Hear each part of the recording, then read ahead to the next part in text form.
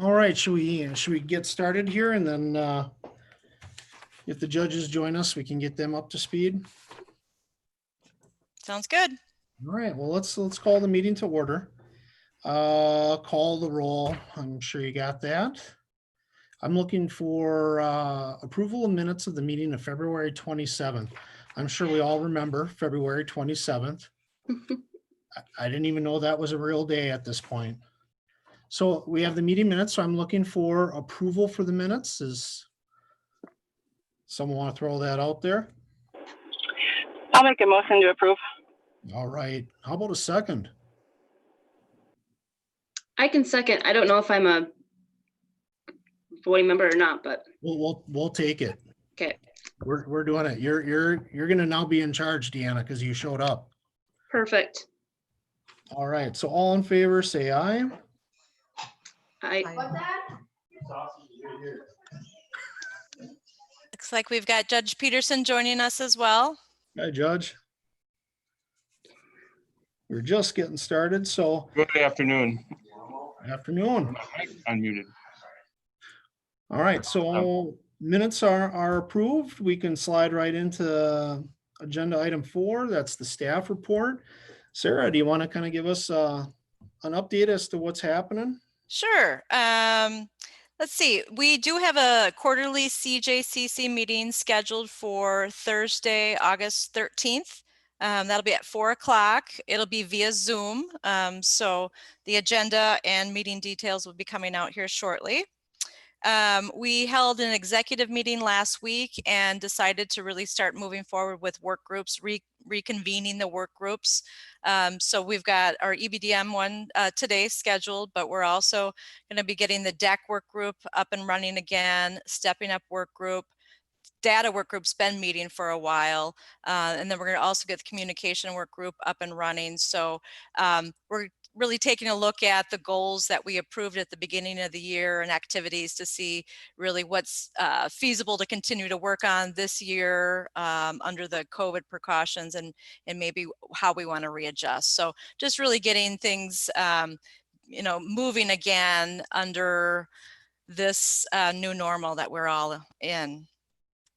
As far as this work group serves as our oversight to the TAD grant, the TOP program, the diversion program.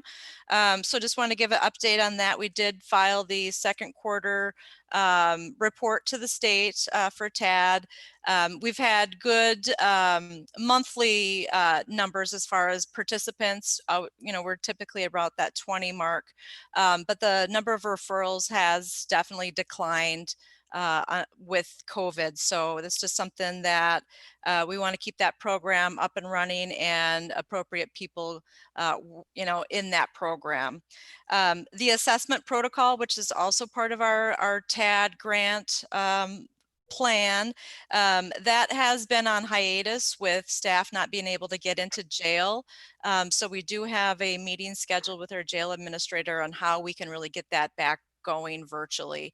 It sounds like those are important reports to the court, and they would like to continue to receive them, the court officials. So we're going to try to work with the jail so we can accomplish those assessments for the folks that were booked and held in jail. We're still doing assessments with program people, and that's just a little bit easier to do virtually, but it's just really that coordination with the jail that has been a sticking point. And then I think that is all right now for my staff report, unless there's questions. No, it looks pretty good. Any thoughts or comments before we move on? No? All right. Well, let's go to number 5, and thank you for the update, Sarah. Appreciate it. You're welcome. So item number 5, we have general criminal justice reform discussion. So as everybody's aware, on top of COVID-19 and the whole pandemic, there is a wide breadth of discussion right now on criminal justice reform, police reform, defunding, reallocating resources, all of those things to try to better address community needs. And so one of the things that I just, a couple things actually, in order to just remind our group, I think as the Criminal Justice Collaborating Council, I think now more than ever, it just demonstrates how important our collaborative efforts are to try to work together to create solutions that have the most equitable type outcomes for the people we serve. And obviously they have a lot of needs and issues, and to try to stay focused on working together to come to those solutions. And I think that our, at least Dunn County, along with some other counties through the United States, we've been pretty progressive as to the changes that we have made for the treatment programs. We've had drug court forever. We've had where the proxies, pre-charge program, all of those things are exceptional. The top program, another exceptional one. Hopefully we can get some more people into that, and so forth. So as far as like the reform thing, one of the things as we continue through this year, and sadly we're almost all the way through it, with not too many months left to try to work on our goals. You know, and think about 2020 and identifying some of those things for EBDM to work on. And so as a group, what I'm hoping, like a little homework for everybody today, myself included, is to take a good look out there as to see what kind of evidence-based programs are out there for our individual areas of expertise, and then how we can try to apply those to Dunn County and then work together as a partnership for this. A couple things that, at least from law enforcement side of things, we're looking at trying to find, we're looking at continuing doing a practice that we actually started through COVID-19. And it was something that we wanted to do. Well, the plan was to do it in about 2 to 3 years, but because of the pandemic, one of the few good things about a pandemic is it expedited this. And I think it's had some positive outcomes. One of them is right now we're only arresting people that we are mandated to arrest, or they've committed a serious violent felony. Or the third thing is if it's a case where they have to be removed from the situation. They just, for whatever reason, they can't be there. All other persons are either receiving, like a warning, like being counseled at the scene. They're either going to be referred through the pre-charge diversion if we're doing something along those lines, or what we do is we do an arrest header, which is basically kind of like St. Croix County used to call them notice to appears, which is a referral to the district attorney's office for potential criminal complaint. And then of course, then the DA reserves the right to make charging decisions or put into pre-charge, whatever they feel is necessary in the interest of justice. The nice thing that's come out of that is, one, we've had to transport so few people to the jail. It has been exceptional. And we're finding a lot of the folks, at least anecdotally right now, we'll be studying that data wise, they are not returning necessarily. They're not continuing to be a problem after the fact. So we're going to continue that particular process, regardless of where we sit with the pandemic. So let's say tomorrow, all of a sudden the CDC says, surprise, COVID-19 is done. We're all good, back to normal. Even if that happens, we're going to continue with this process.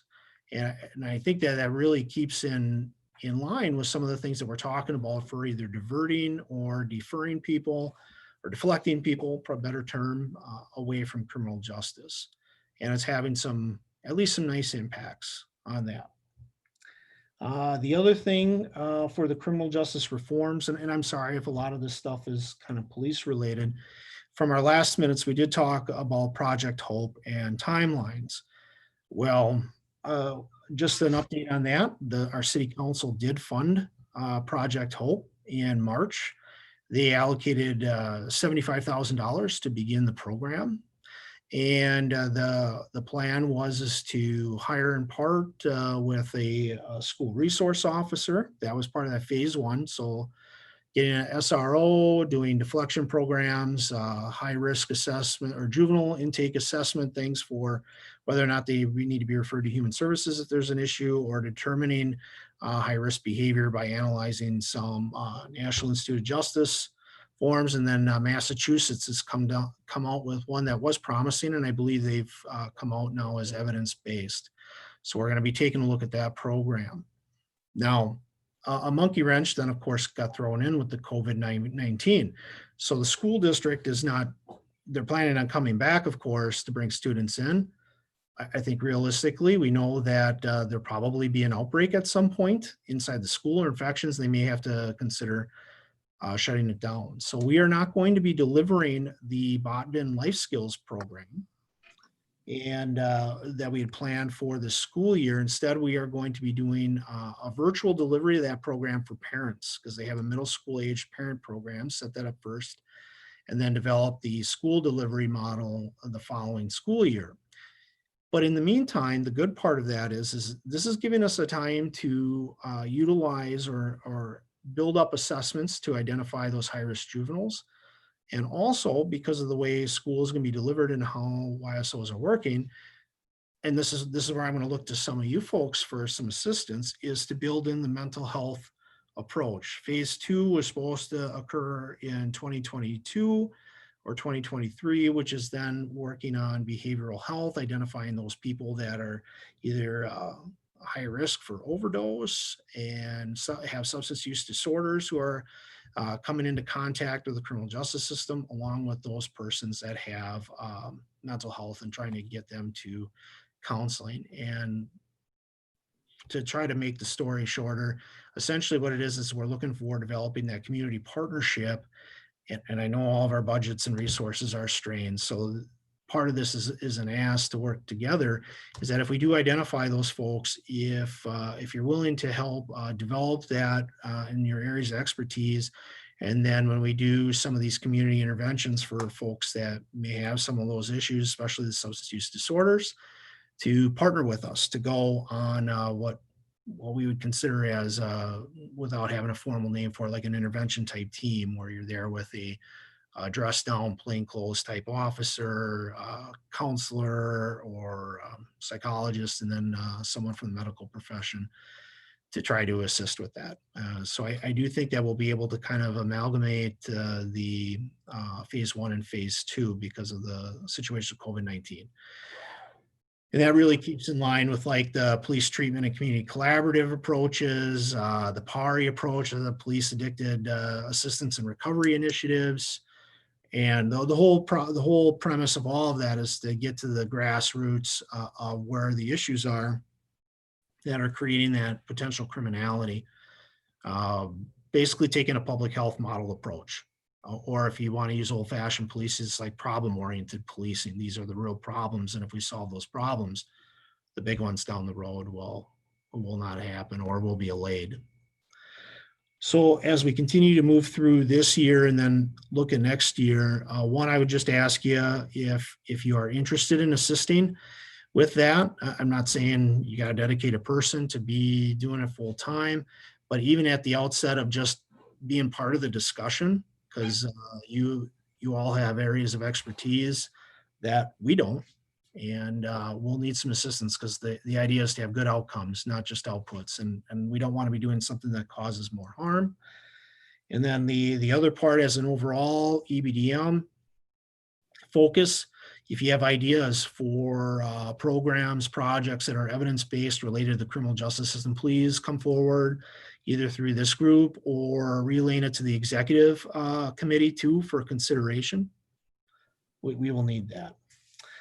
And then the other part too is with all the struggles that we have with criminal justice reform and talk about trying to do reform, you're some of our best advertisers and marketers for this. Please let people know the things that we are doing in Dunn County. And I say we, all of us, are doing in Dunn County, so that way people understand that we are part of the solution here and not part of the problem. And encourage community participation. And also, and the last part of it is endorsing a community of recovery. I think that is going to be a key piece to reform. All too often, for any of us we've all worked in this kind of business for a significant length of time, we've been very punishment oriented, making offenders pay for stuff and protracting their route of being stuck in a culture of poverty and those kinds of things. That's not what we want to be part of, and let people know that we're working diligently for it. Any comments about the general criminal justice reform? Questions that just have come up maybe in general conversations that you've heard either professionally or through personally? Any thoughts or comments? I've got, just want to add to what you've already laid out there. I failed to mention we did have the sequential intercept mapping exercise that was last Monday, where we really looked at the criminal justice system, behavioral health system, and looked for opportunities and gaps in that system. So our next step will be to rank and prioritize what came out of that. So I think that'll help this work group also identify some priorities to move on. But part of the discussion was about law enforcement, whether it's law enforcement led diversion or outreach, or that intervention piece. And some of our county board members were also asking questions about that as well. So I think there is definitely interest out there, but that survey, the feedback in our report will also give us clear direction from our own council as far as if that's a priority that we want to kind of formally work on, or right, if we're just going to kind of work it on the side and just all try to pitch in. We've got different opportunities there.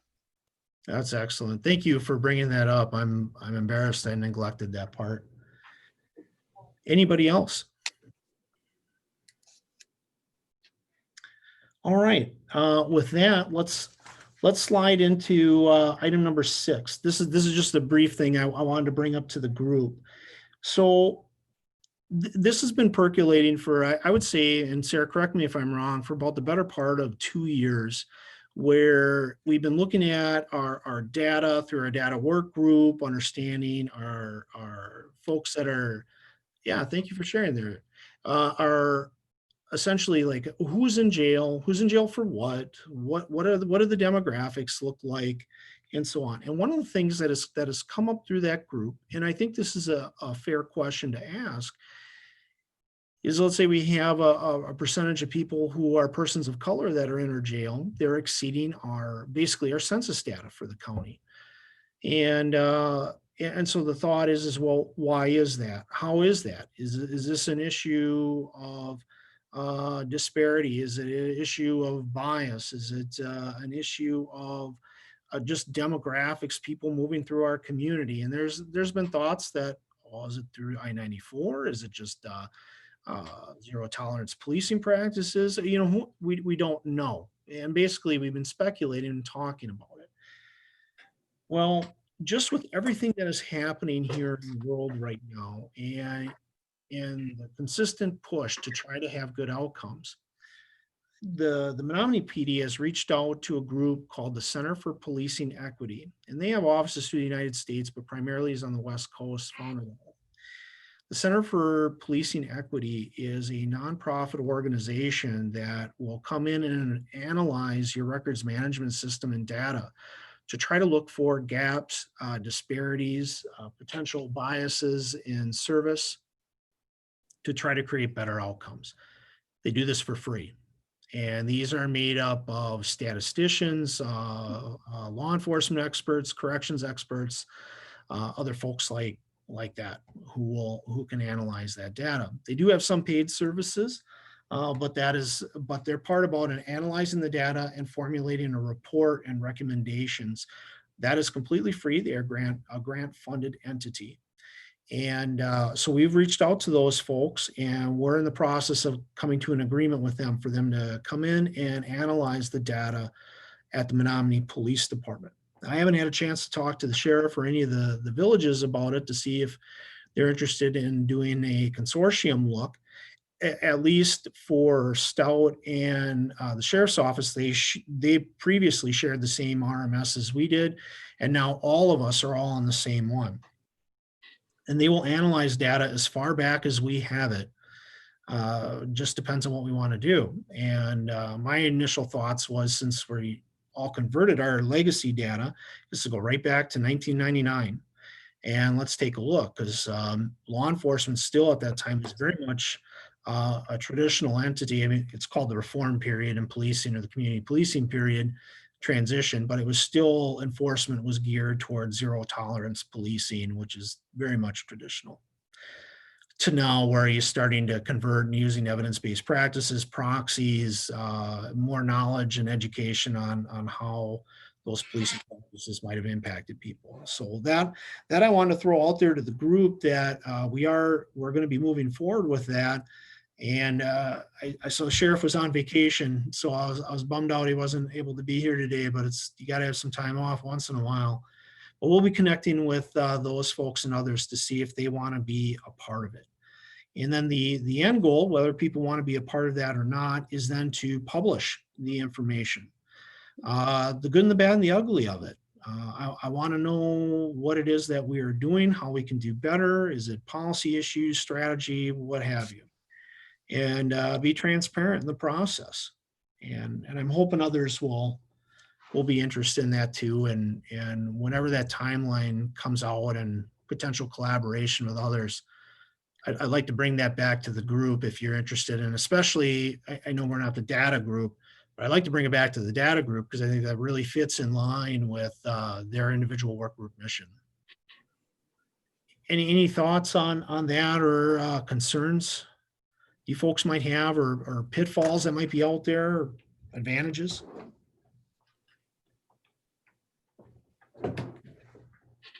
No. All right. Is it just lunchtime and we want to get out of here and eat some stuff? I think it's a great idea. That's so it'd be good to see that process happen. Thank you. Yeah, I agree. And I think, I don't want to speak for Katie and the data work group, but I think that group would be more than happy to lend a hand with that information. And it's what we've been working and tracking along for a couple of years now. So it does make sense to take it to the next level. That would be great. I'm hoping to get in on the next data work group meeting. And if there's a spot in there to maybe bring that up and just have like a 2-minute conversation, if we can, about that. And basically an ask, if we can get the entire group together, if they could help assist or gather some of that information for those folks, that would be helpful. And I'd rather have a system-wide analysis if we can on our law enforcement part, because I think that ultimately that would benefit the whole county as to what we can do better and what we're good at, identify what we're good at and what we're not so good at.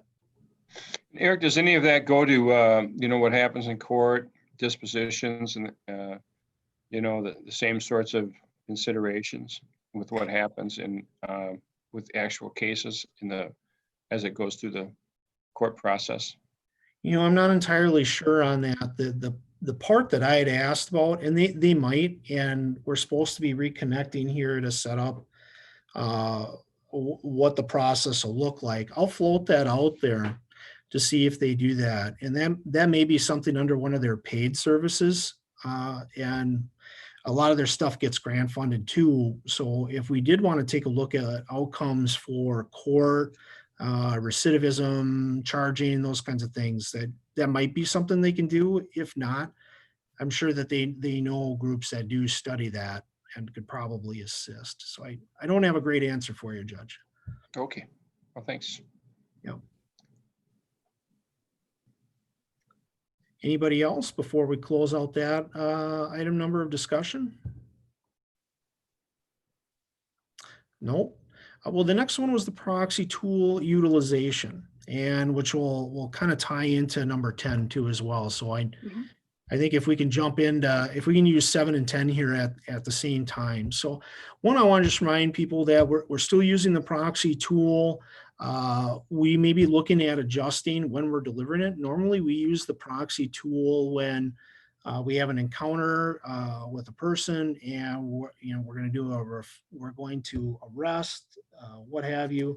And we haven't been doing that with our investigative cases and other things along those lines, but I think we should look at doing that. And I'm not sure if the sheriff's office is using the proxy tool on referrals from their investigative unit.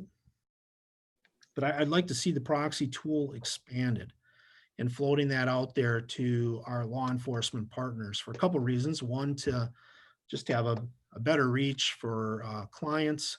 And also, I think that some of the program or some of the stuff that goes through the court system, and this is just speculation, some of the things that go through the court system, it might alleviate some of the time with the judges, with the district attorney, and also provide other opportunities for people to have a second chance, certainly to avoid the stigma of criminal charge, et cetera, on CCAP. And so I just wanted, and then the other part too that ties with this would be the ask is, if we could start taking an eyeball now about expanding that pre-charge of what kind of cases we want to go into that.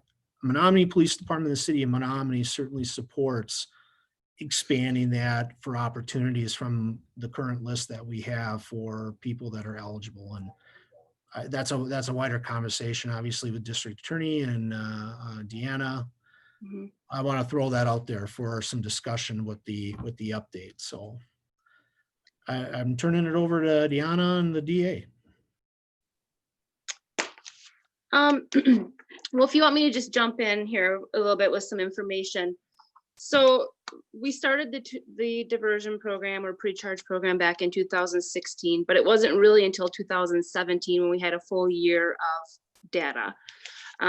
So I kind of went through and pulled the information as far as the number of referrals that we had from law enforcement versus the referrals that I reviewed within our office. Because I think kind of the concern was,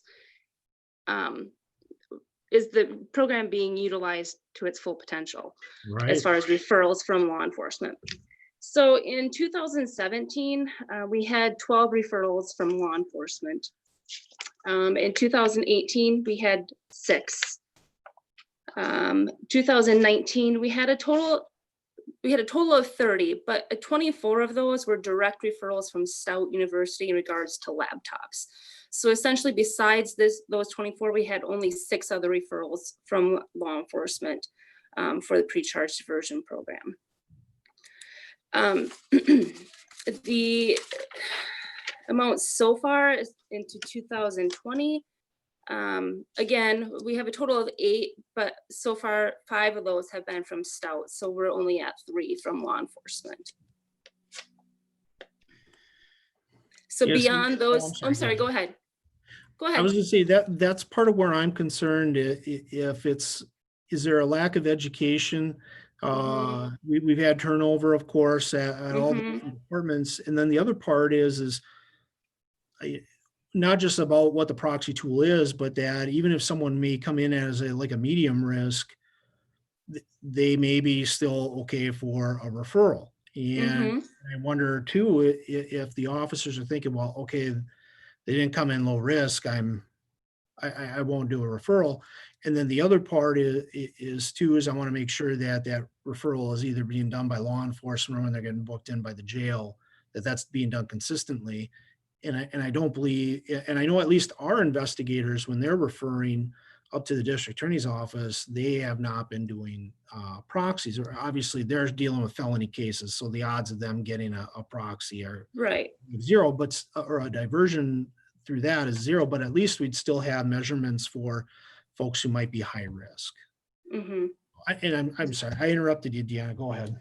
No, so I think it just kind of touching on that is trying to figure out how we keep that information or that training going for new officers as far as the turnover, trying to reach out and get do so on board a little bit more as far as some training, things like that, and some of the outlying agencies. Deanna, this is a question for you, or well, for really anybody, if they know the answer. So we've done some in-person training here. It's been a couple of years since we last did that here. Do you know of any kind of maybe like videos or some other kind of training where we could deliver that to personnel to talk about the value of proxies, assessment tools, and utilizing them to get outcomes? I have not seen anything like that. It doesn't mean it doesn't exist, but I'm curious, because we want to build on it. The people that we have in place right now are very much on board with Mm-hmm. wanting to do diversion, deflection, the whole stuff with the arrest. That was like no big deal to them. Mm-hmm. 10 years ago, people would have thought we had lost our minds Mm-hmm. trying to put that into play. But now the people that are coming into the business are much more taking, like I said, like the public health approach, more of a social science type approach of studying it. So the time is right for it. I'm just wondering, is there some good delivery methods for that education that you know of? As far as videos, there's nothing that I'm aware of off the top of my head. I know we did the in-service, I think it was back in January already, with your department. And I think that was very beneficial. I do obviously have my materials. I'm sorry, what was that? They liked it. That was well received, by the way. Okay. So I do have my materials from that, obviously, as far as to continue distributing that. But beyond that point, again, as far as videos, there's nothing I'm aware of. Yeah, I don't think there's anything that, there are similar tools out there, but we utilize it in different ways. So I don't think that there is a video that would really kind of encapsulate all the different uses we use it for. So just throwing it out there, we could create our own video, informational video, and have it out there and make sure law enforcement have access to it, because these are continual issues just with staff turnover, new leadership, that it sometimes it gets lost in the shuffle of how important it is. So I think we have we could make our own video if we wanted to. Okay, we certainly would support it here at the city. We're in the process of acquiring equipment to do our own, lack of a better term, media productions, green screens, microphones, to try to be a little bit more sophisticated in delivering our messages. But also the other part is to train different personnel and different things in the city.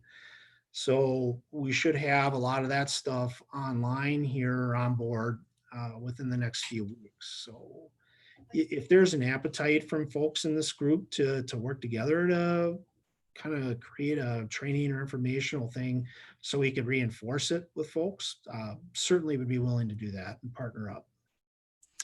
That could be something I can take to the communications work group. We're going to be meeting here in the next couple of weeks.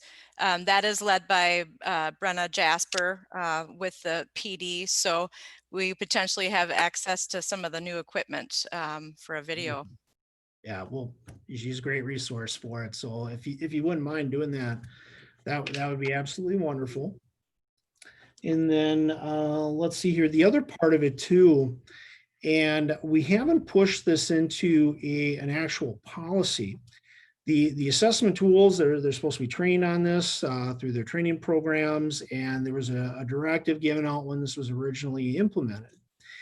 But like a lot of things, if it isn't put into policy, through the cracks with turnover and other things like that. So I'm looking at trying to just write that right into the policy of when we're taking people into custody or doing referrals, which normally would not be there. Has anybody seen any kind of policies related to that where agencies have that in there about requirements? I'm guessing probably not, but I figured I'd just ask in case maybe some of you have.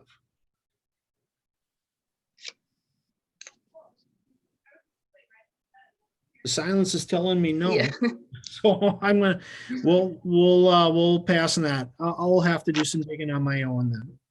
So for the pre-charge, is there anything else that you would like to follow up with Deanna or our DA?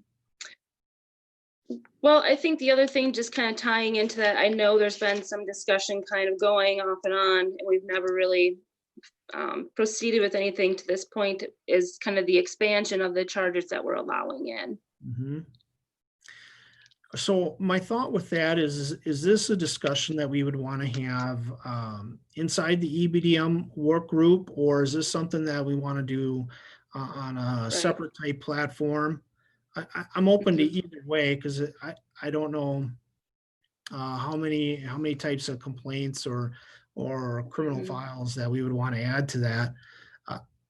Basically, what I'm saying is our department is open to the idea of expanding it beyond what our current Yep. list is. So I'll leave it up to you and the DA for thoughts on that. So, I mean, my thoughts on this are our numbers have been historically low ever since the program started with respect to referrals from law enforcement. But I just want you to be clear that it doesn't mean, I mean, our numbers have been still sustainable because, I mean, it's still the DA's decision, you know, if we're going to file charges or not. So we're just referring to, you know, these individuals to the program if we believe it's appropriate. So, Sure. I mean, they're still getting the services, but the problem when we look at it from an EBDM perspective is it's taking longer because usually they're given, you know, a date weeks down the line. And when we envision the program, we envision law enforcement referring them, entering the program within 72 hours, and we're getting them this treatment, and we've got that shock factor. And so, I mean, I really think we need to address the buy-in if we want to make the full potential and use of the program, because we're just, you know, based on the research, we're waiting too long for the effectiveness to actually get more individuals involved in the program. That being said, I do think there has been a lot of turnover both with the sheriff's office and the PD. I want to say that it was Dennis Smith as the sheriff when we started the program. So I haven't had discussions with Kevin about this and whether there'll be more buy-in from his officers. But I think COVID has probably helped in that regard, because I do know that the sheriff's office is not as arresting as much. So maybe we'll get more buy-in given the change and officers are getting more used to not arresting. Yeah, I think that would be great. And I do think you will get more buy-in, certainly from here, because the folks here have been trained on what our Project Hope looks like, and that is based on a deflection and diversion models. So I do think it's a good time right now to get that, because that was the original intention of I think the diversion program is just to have a lot of that be right away with police doing the diversion to save time. But if that's not taking place, then that's where I think we need to tell them it's okay to divert. And folks are just now kind of at the stage with our new practices with not arresting people. They're just fine with that. And this is maybe a decent, this is I think a very good time to bring this back and push it out. And maybe that helps your office too, Andrea, and take some of the load off. But I think it also will be good for the clients that we're working with out here to get them out of the system for the most part, because it's pretty low impact when you're in that diversion program.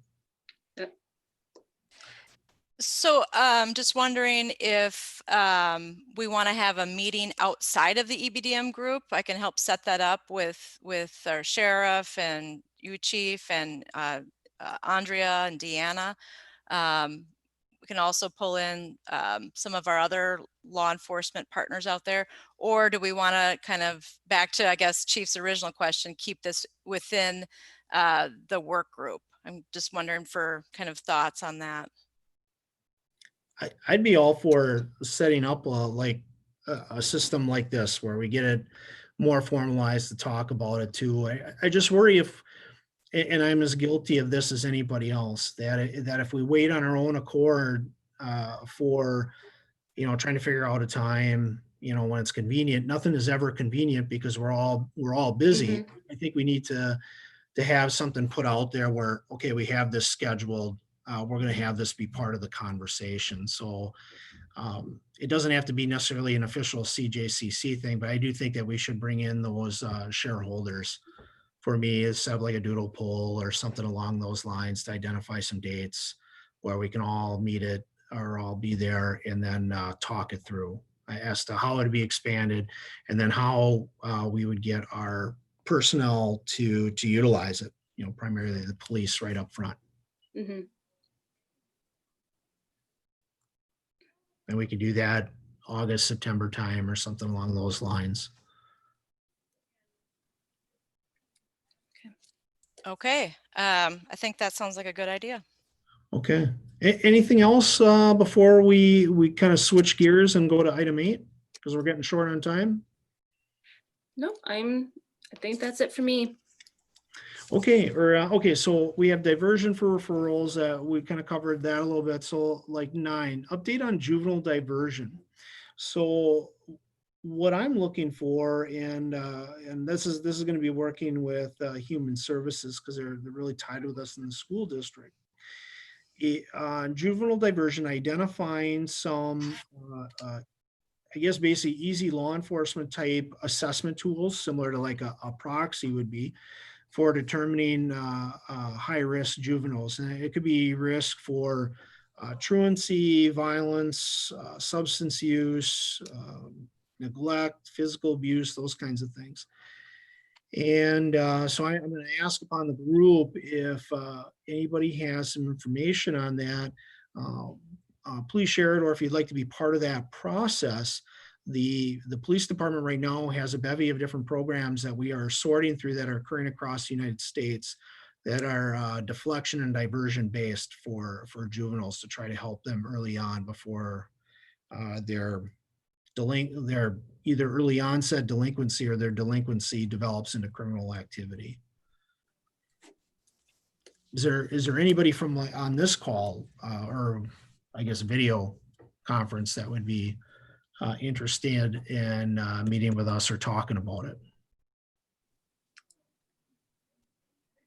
Sure. Hey, all right. I'm gonna write that. Yep, that sounds good. So I got Deanna and then Andrea.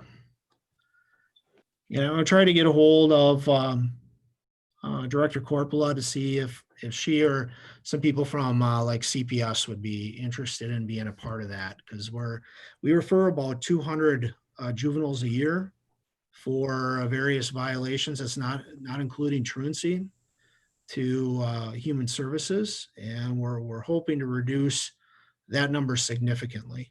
But we want to make sure that we have proper tools to identify that, so we're not doing things we shouldn't be doing, basically. All right, so we'll be on the lookout for that. And then we're going on to next meeting date. Hey, how about that? We're going to be 10 minutes early. Meeting date to be determined. Should we look at meeting here next month, early, mid-month, Wednesday, noon times? Do those work for you, or do you like afternoons better? Noon seems to be the most convenient, at least on my end.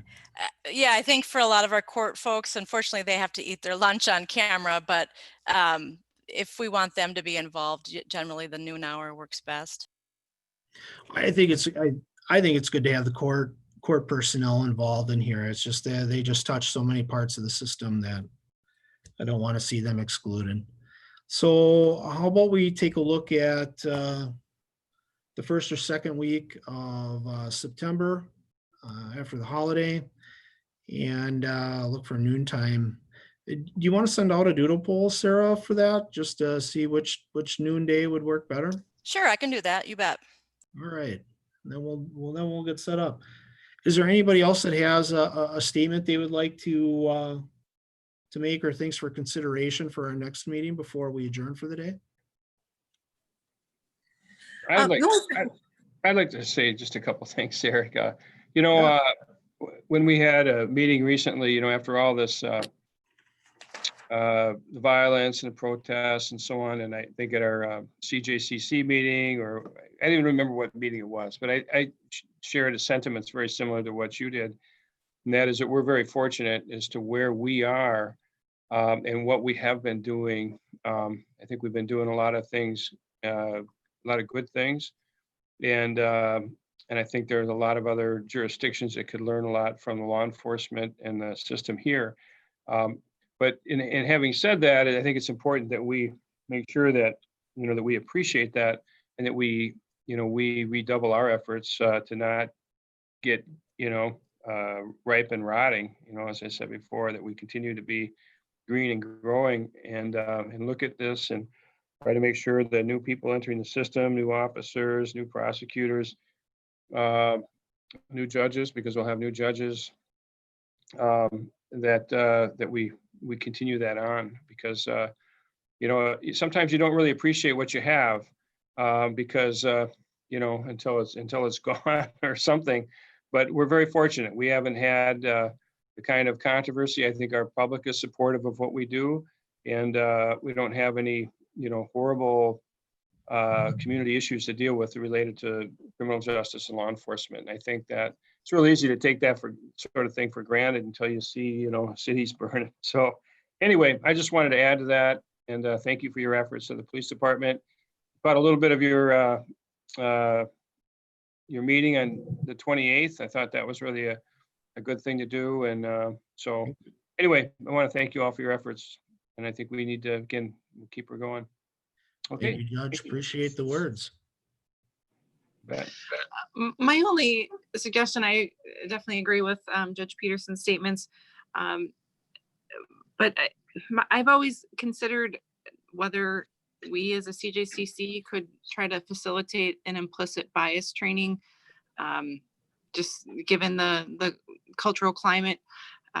So just something to consider, maybe when we get the results of, I don't know if that policing would be addressing that issue, but something to consider moving forward. I think for at least real quick, for the Center of Equitable Policing, they will focus in on really determining that disparities, if there is some bias, or it's policing practices, or maybe a policy issue within the department or the city or whatever entity is involved. For implicit bias training, there's been great difficulty in trying to bring speakers over to this area because of the cost has been ridiculous to just be plain. The good news is this. So the folks over at the Grassroots Wellness, the milk that's run by the Milkweed Group, they are looking to do a fundraising for implicit bias training, and they had reached out to us to see if we would want to be recipients and receive that training. And I just had a phone call about it 2 days ago with the person who is coordinating the fund, helping connect the dots on funding. So we're all in. We're trying to do is get the money, and then also to have it in a platform where it can be done online, and then also available to people that, let's say, they're working, they're on patrol shifts. If there is an appetite for that with the group, what I would do then is reach back out to them and say, look, we have collaborative partners in our CJCC. They are interested in receiving this training too. And yeah, there's certainly implicit bias tests that are out there. Harvard has a great website, which allows you to take the exams. They really don't take that long, but they're quite fascinating for the results. I would definitely float that out there to them. And if the cost just gets beyond what they wanted for the PD2, we would help contribute to that. And Melissa, you look like you wanted to say something. Yes, we just got information through my department that they have a free implicit bias training.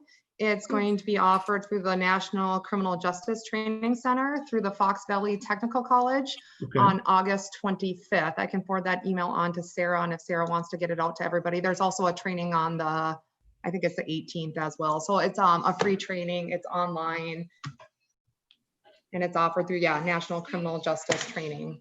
Oh, that's wonderful. Thank you for Melissa for sharing that. To be clear on the one where Milkweed is looking at it, they're focusing that in as like a workshop too, where they provide your IDI, so your intercultural disciplinary report, and then the workshop coordinator would either meet with you in person afterwards or via like online what we're doing, and then they go over where your strengths and weaknesses are for awareness and stuff. And so it's a comprehensive piece. I definitely like that online option then too. I would love to have both. That sounds absolutely great. Thank you, Melissa, for sharing that. Anybody else? I would just add that implicit bias training is something that lot of conferences people have been able to partake in, but I don't think we've had one across the board. So I would absolutely support just these free training opportunities or even the workshop. I think we'd all benefit from it. Excellent. Well, thank you. Well, if there is nobody else that has anything to say, we are in under 2 minutes under the bell, 12:58. This meeting was run like a well-oiled machine, everybody. Did a good job. It was great to see everybody too. I hope I get to see you all in person here soon. These are fun, but I miss seeing you all. Thank you. Take care. Bye-bye. Bye-bye. Bye.